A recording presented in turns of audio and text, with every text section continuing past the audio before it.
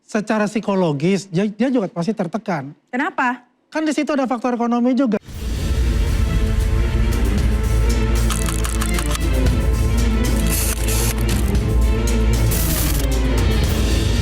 Besar harapan saya, Bapak Joko Widodo menerima permohonan maaf saya ini, dan saya bersedia akan menyatakan langsung ke hadapan Bapak Joko Widodo.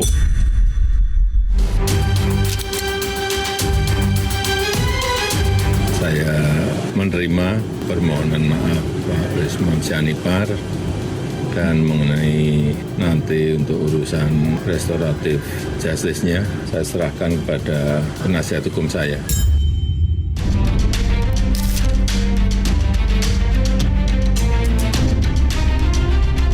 Jika ini mau diselesaikan secara ilmiah, saya siap bertemu secara terbuka dengan Anda, Pak Rasulullah.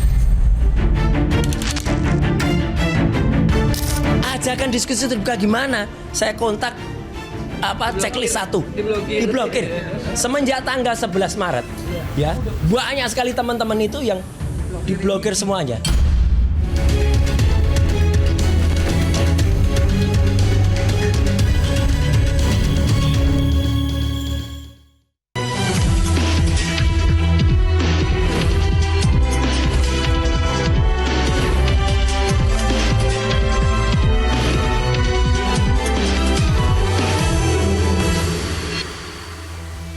Rismon Sianipar, tersangka fitnah ijazah, menantang Roy Suryo Ces untuk diskusi ilmiah terkait keaslian ijazah Jokowi. Tantangan itu muncul setelah Rismon Sianipar mengajukan restoratif justice. Dulu kawan, sekarang menjadi lawan. Roy Ces mengaku kesulitan menghubungi Rismon Sianipar yang sudah berbalik arah. Apa yang terjadi di balik keputusan Rismon Sianipar berbalik arah? Apakah murni hasil penelitian atau ada tekanan? Saya Aya Nufus, inilah Interupsi.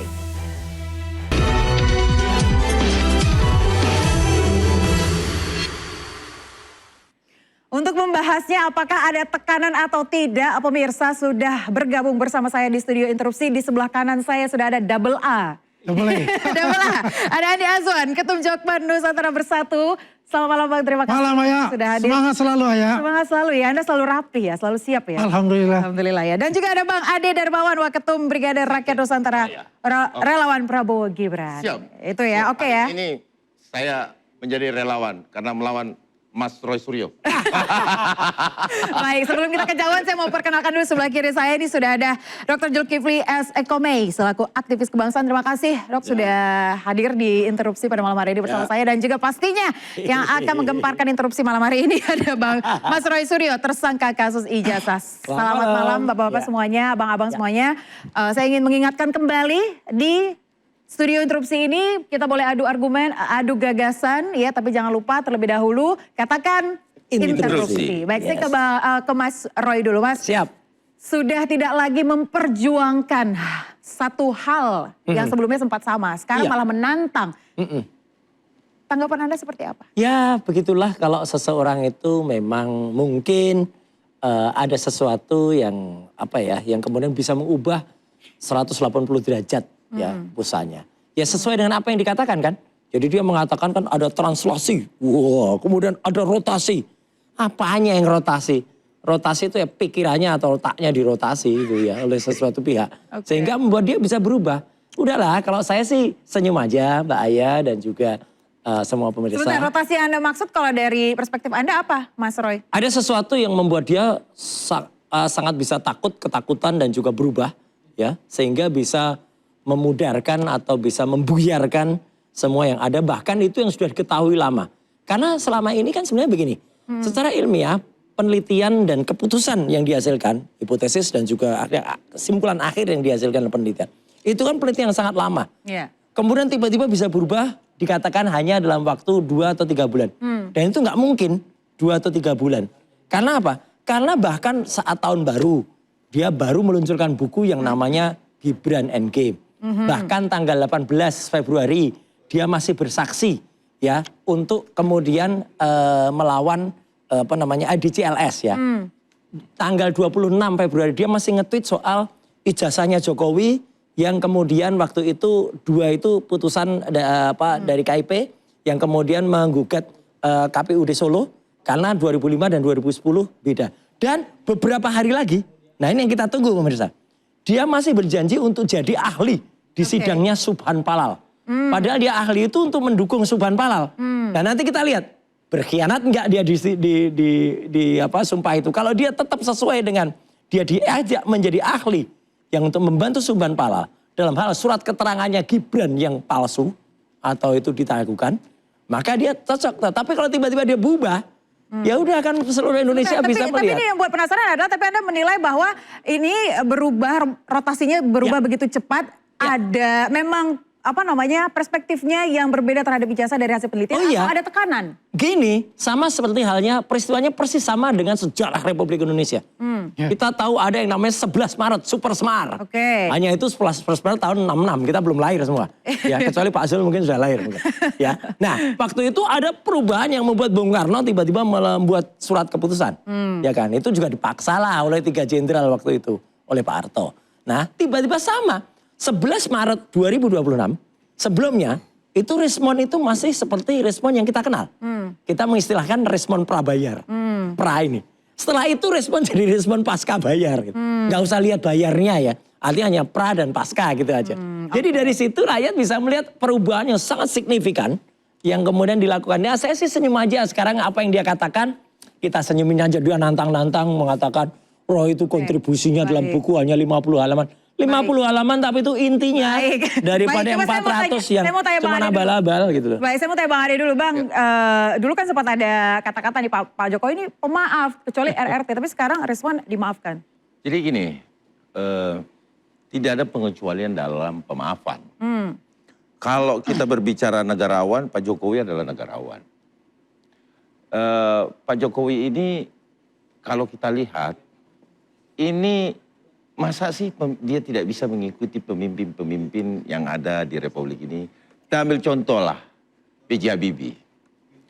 Bagaimana B.J. Habibie melepaskan ya Timor Leste, yang dimana kita banyak pengorbanan di situ, termasuk tentara-tentara kita juga berkorban. Apalagi cuma persoalan ijazah palsu, kan itu. Ini kenegarawanan di sini. Saya rasa tidak akan pernah tertutup pintu maaf itu. Dan pemaafan itu. Cuman sekali lagi saya sampaikan bahwa ini harus masuk ke ranah. Di mana peradilan itu ada, instrumennya ada.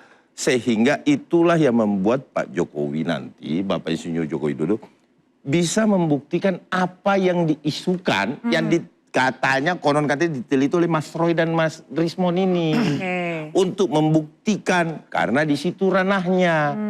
Nah, persoalan pemaafan, saya sangat yakin Bapak Insinyur Joko Widodo adalah leader sama dengan para founding father kita.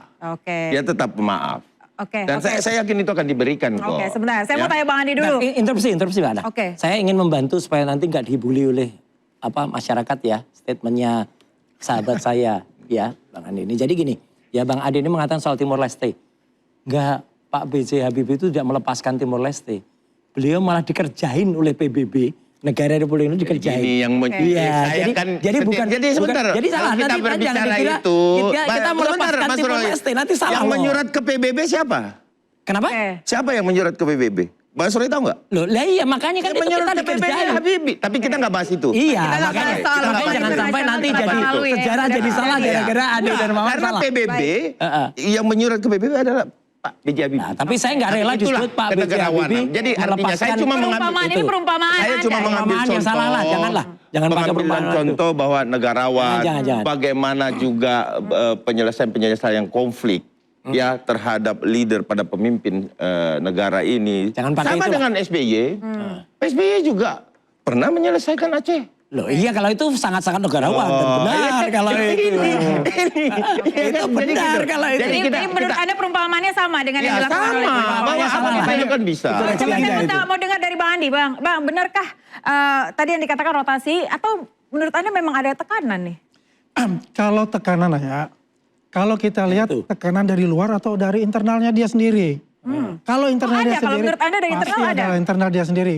Secara psikologis dia juga pasti tertekan. Kenapa? Kan di situ ada faktor ekonomi juga dalam menjual buku itu.